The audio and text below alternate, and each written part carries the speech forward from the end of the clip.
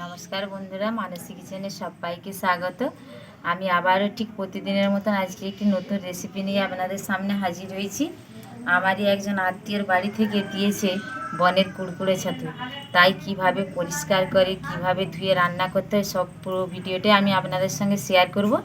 আর আজকে এই ছাতু দিয়ে আর আলু দিয়ে খুব সুন্দর একটা ঝোল বানাবো। অনেকেরই হয়তো অজানা, অনেকের আবার জানা। তো আমি কিভাবে বানাই আপনারা পুরো দেখতে থাকুন, পুরো ভিডিওটি আমার সাথে থাকুন। দেখুন আত্মীয়ের বাড়ি থেকে দিয়েছে, এইগুলো দেখুন কত মাটি মাখানো আছে। এইগুলো আগে আমি ধুয়ে নিচ্ছি, দুবার তিনবার ভালো করে হাত দিয়ে এরকম ঘষে ঘষে ধুয়ে নিয়ে ফিরে আসছি বন্ধু। দেখুন কি সুন্দর ধুয়ে নিয়ে চলে এসেছি, কতটা সাদা হয়ে গেছে দেখুন। আর এই রেসিপিটাই কিন্তু বন্ধুরা মাছ মাংস ডিমকে ফেলে খেতে হবে, দারুণ অসাধারণ খেতে লাগে। দেখুন এবারে আমি কিভাবে ছাড়িয়ে নিচ্ছি। দেখুন এই যে উপরের খোসাগুলো আমি বাদ দিয়ে দেবো।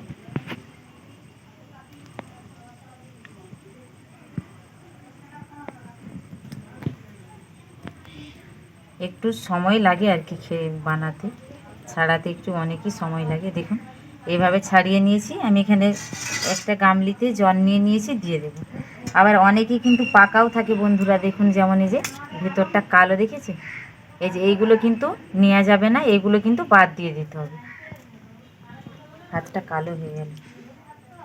দেখুন আমি আবারও আরেকটা দেখিয়ে দিচ্ছি বড়। দেখুন অনেক এর বড় ছোট সব মিশিয়ে হয়। দেখুন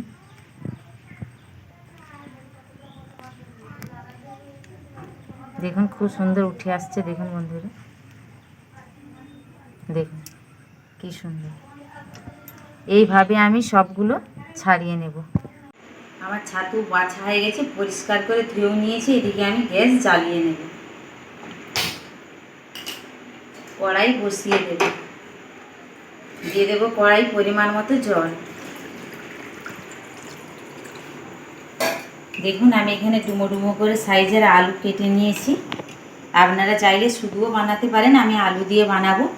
দিয়ে দিচ্ছি আলু। আলু কিন্তু ভেজেও দিতে পারেন, তবে কিন্তু এতে যদি সেদ্ধ করে দেন আলুর গাগুলো একটু মাখা মাখা ছেড়ে যাবে, খেতেও কিন্তু অসাধারণ লাগবে ভাজার থেকে।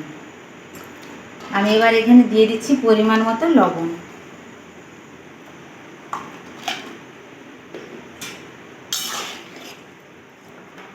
আমি লবণ দিয়ে দিয়েছি, এবার ঢাকা চাপা দিয়ে ভালো করে সেদ্ধ করে নেব আলু। ঢাকা খুলে দেখে নেব আলু সেদ্ধ হয়েছে কিনা।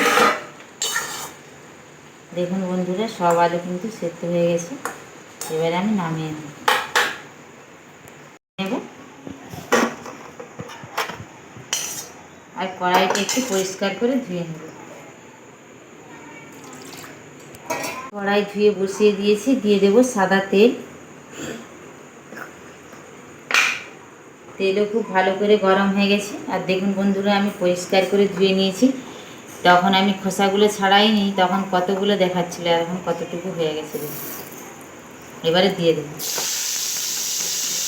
আমি কিন্তু এখন নুন বা হলুদ কোনো কিছুই দেবো না, কারণ এই ছাতু থেকে জল বেরোবে, তাই এখন শুধু নাড়তে থাকবে।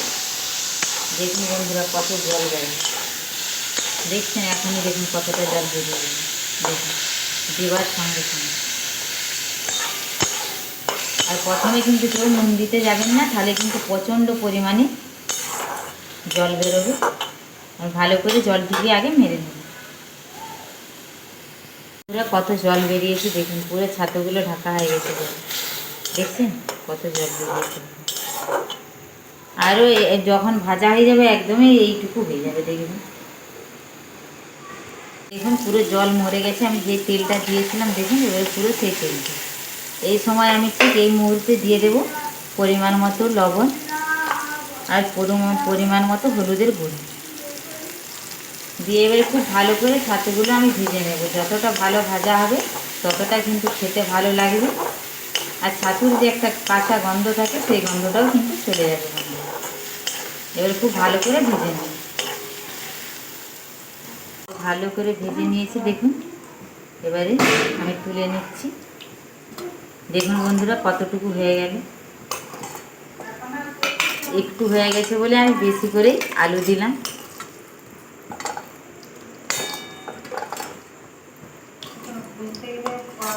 আমি আর এই তেলটা আর কোনো কিছুতেই ঢালবো না, আমি এতে আবার দিয়ে দেবো সরিষার তেল।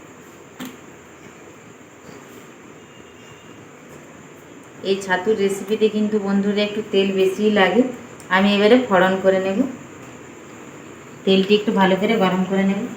দিয়ে দেবো একটু হিং, হিং দিলে কিন্তু খেতে টেস্টটা ভালোই লাগবে। দিয়ে দেবো একটা শুকনো লঙ্কা, দিয়ে দেবো একটা তেজপাতা, আর আমি 5 ফোড়ন দিচ্ছি। আপনারা চাইলে এতে কালো জিরে বা গোটা জিরেও দিতে পারেন। দেখুন দিয়ে দিচ্ছি 5 ফোড়ন।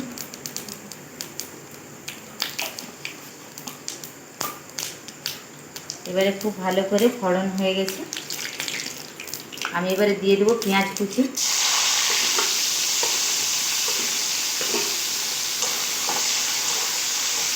পেঁয়াজগুলো আমি একটু নাড়াচাড়া করে নিয়েছি। দিয়ে দেবো রসুন বাটা।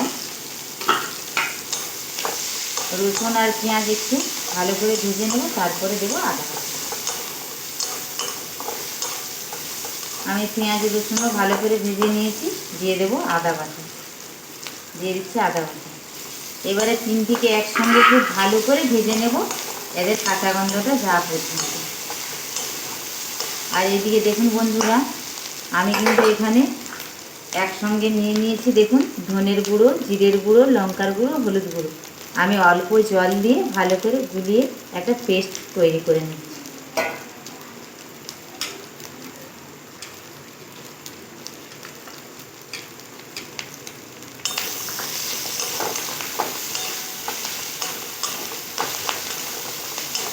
আমি পেঁয়াজ আদা রসুন পুরো লাল লাল করে ভেজে নিয়েছি। এবার এখানে গুঁড়ো মশলার যে পেস্টটা আমি বানিয়ে রেখেছিলাম দিয়ে দেব, আর একটু পরিমাণে জল দেব।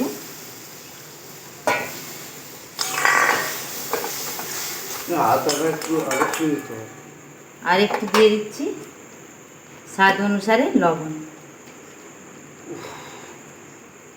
তাহলে এতে করে পেঁয়াজগুলো তাড়াতাড়ি কিন্তু সেদ্ধ হয়ে যাবে। এবারে আমি ততক্ষণ পর্যন্ত মশলা থেকে পুরো তেল ছেড়ে গেছে।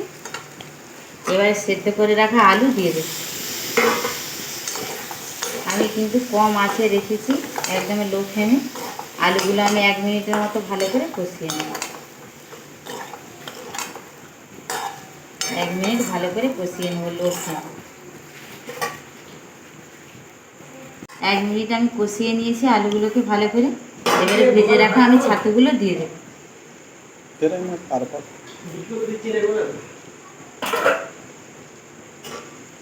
ছাতুগুলো দেওয়ার পরে আমি একটু নাড়াচাড়া করে নেব, তারপরে দিয়ে দেবো জল। ছাতুগুলো দেওয়ার পরে নাড়াচাড়া করে ভালো করে কষিয়ে নিয়েছি। এবারে দিয়ে দেবো জল।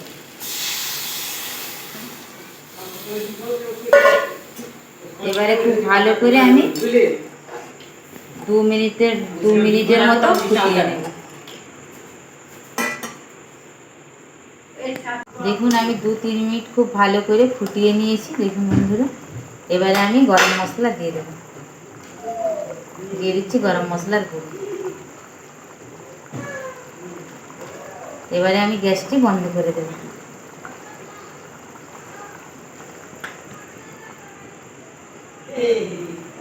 দেখুন বন্ধুরা, আমার একদম পুরো রেডি হয়ে গেছে। কত সুন্দর হয়েছে দেখুন। এইভাবে অবশ্যই আপনারা বাড়িতে বানিয়ে খেয়ে দেখবেন, খেতে অসাধারণ লাগবে। দুপুরে গরম গরম ভাতের সঙ্গে খুব সুন্দর লাগবে। আমার এই কুড়কুড়ে ছাতুর রেসিপিটি কেমন লাগলো অবশ্যই আপনারা কমেন্টের মাধ্যমে জানাবেন। ভালো লাগলে লাইক করবেন। আপনারা ভালো থাকবেন, সুস্থ থাকবেন। দেখা হচ্ছে নেক্সট ভিডিও।